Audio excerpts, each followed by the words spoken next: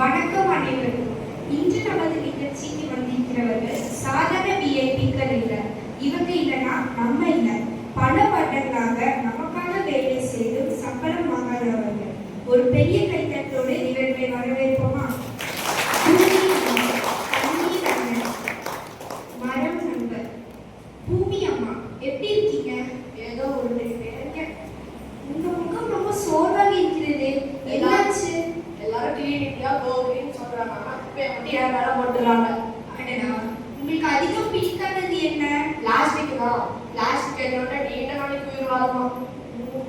உங்களுக்கு ஒரு நாள் விடுமுறை கிடைத்தால் என்ன பண்ணுவீங்க?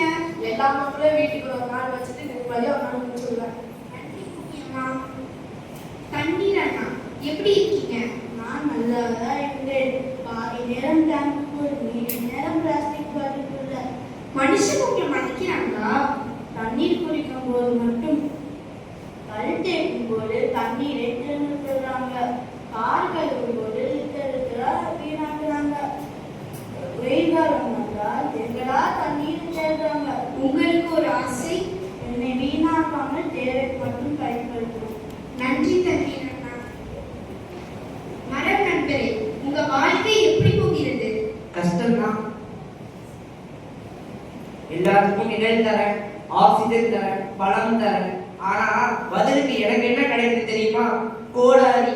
மனுஷங்க மீது உங்களுக்கு என்ன குறை?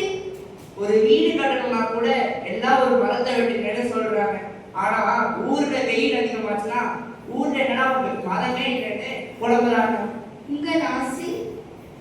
என்னை வெட்டுறதுக்கு முன்னாடி குறைஞ்சபட்சம் 2 மரமாச்சு வளர்த்துக்கேன். நன்றி நண்பர்களே. அனைவருக்கும் கிறிஸ்துவின் இனிய வாழ்த்துக்கள். இன்று நாம் சுற்றுச்சூழல் ஞாயிற்றுக்கிழமையை கொண்டாடுகின்ற வேளையில் நம்மை சுற்றி நடக்கும் மாற்றங்களை சற்று சிந்தித்து பார்ப்போம். இன்று நாம் சிரித்தோம், ஆனால் இயற்கை உண்மையில் அழுது கொண்டிருக்கிறது. பூமி, தண்ணீர், மரங்கள் பேச முடியாது. அவற்றின் சார்பாக நாம் பேச வேண்டும்.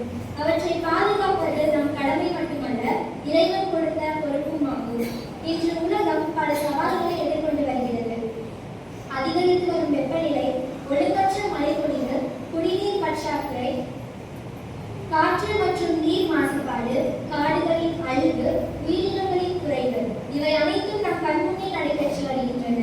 இதற்கு காரணம் இயற்கை மட்டுமல்ல, மனிதனின் பொறுப்பற்ற செயல்களும் ஒரு முக்கிய காரணம்.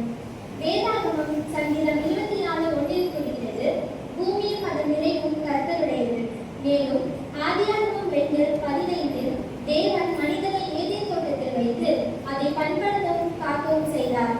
அதாவது இந்த பூமியை காப்பது ஒரு சமூகத்தின் பொறுப்பு மட்டுமல்ல, அது தேவன் நமக்கு கொடுத்த பரிசுத்தமான பொறுப்பு. நாம் பெரிய செயல்களை செய்ய வேண்டிய அவசியமில்லை. சிறிய மாற்றங்களே பெரிய பலனை தரும். ஒரு மரம் நடலாம்,